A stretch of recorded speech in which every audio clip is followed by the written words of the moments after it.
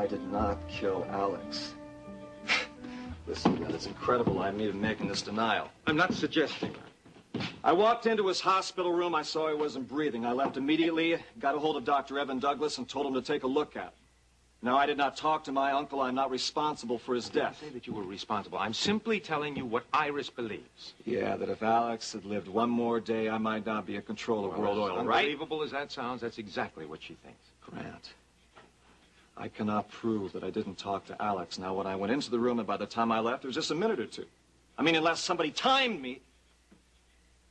If Iris can't believe that, then there's nothing I can do about it.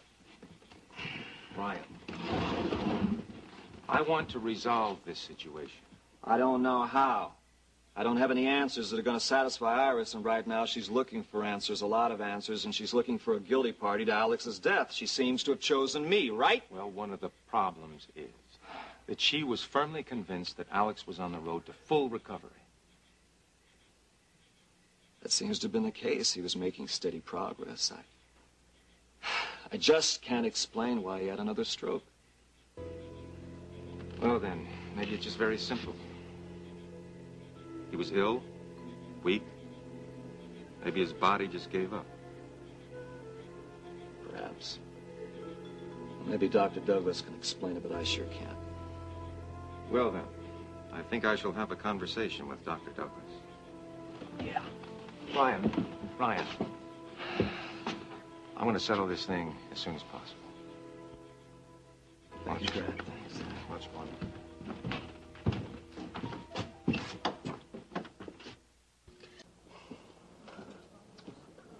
Hey there, Billy Joe. Oh. Mind intruding on something? No, me and my sister here just having a little discussion. You have a sister? Ruby, this is Ricky Decker, Lena's brother.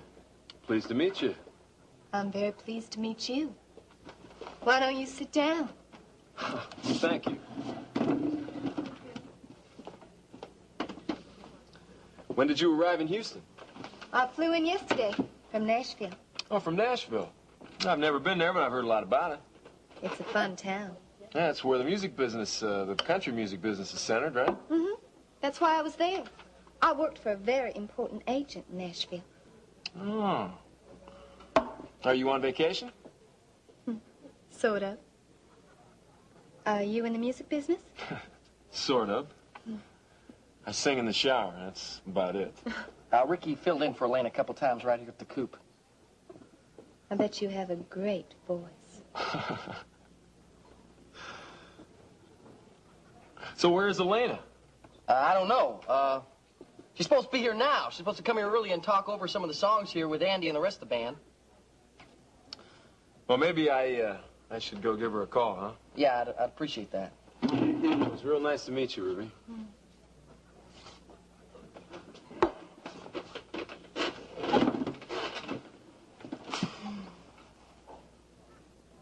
From what the employment agency said, you worked in a lot of pretty nice places. I was wondering, if you don't mind my asking, what happened to the cook who was here before? Old Gus. Oh, there wasn't any personality conflict or anything like that, if that's what you're worried about. Oh, good, good. Yeah, it's very important that the working conditions be good. Yes, it is, but you don't need to worry about me. I'm pretty easy to get along with. Not that you'll have to be working with me for long. Well, why? You planning on quitting? No, but as soon as I can find a new waitress, I'm gonna step on up to something more important like manager. So, whatever did happen to this Gus? Well, old Gus got lucky for the first time in his life. Yeah? Yeah. He came into a lot of money and left town.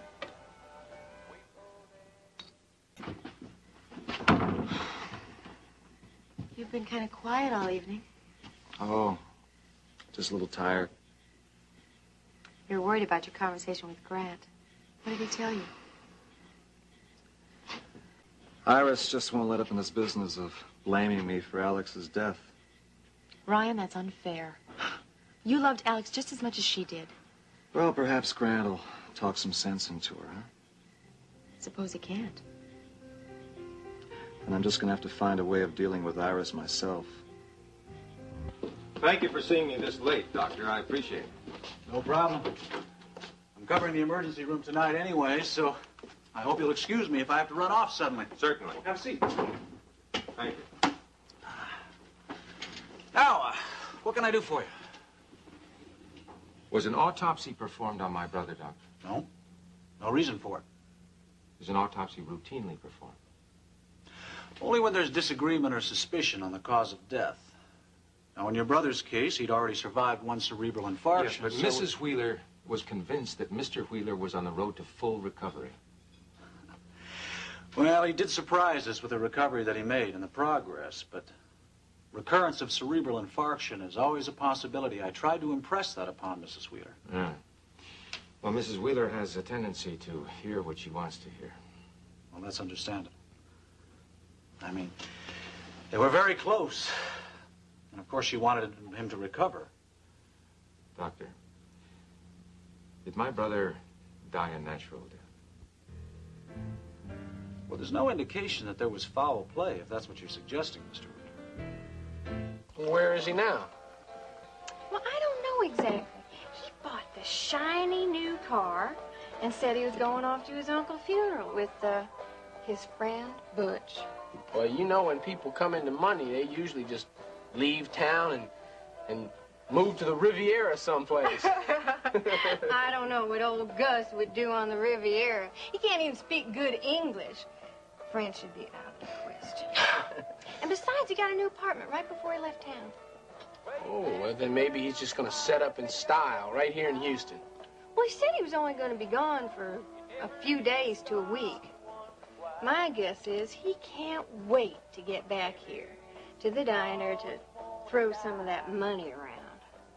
Yeah, you know, I used to know a guy named Gus. We were working together over at the Starlight Burger Heaven. Yeah, he lived on Elm Street, and I'd love to get in touch with him right now. He owes me quite a bit of money. I don't think it's the same person. Gus lived in this run-down place. It was on the corner of Cactus and Williams. This tiny room, and you had to walk up 5 flights of stairs to get to it. I mean, I'd only been there once. You understand? I don't want you to think I frequented his room. I understand. The reason I went there was because I had to give him a paycheck once because he was sick. Well, that's real nice of you. I try to treat people decently.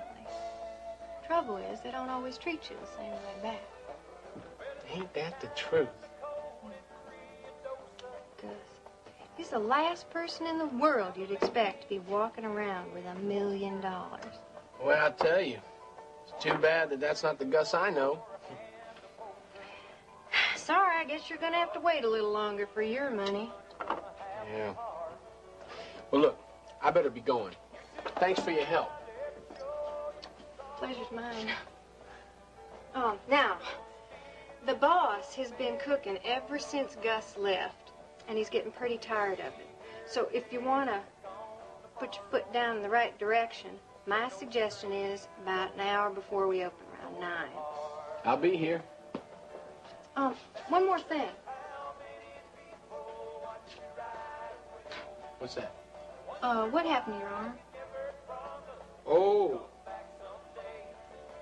I burned it in a grease fire. It's pretty bad. Yeah, it was for a while, but it's coming along real nice. Rough business, isn't it? That it is. See you later. I think he's gonna work out just fine.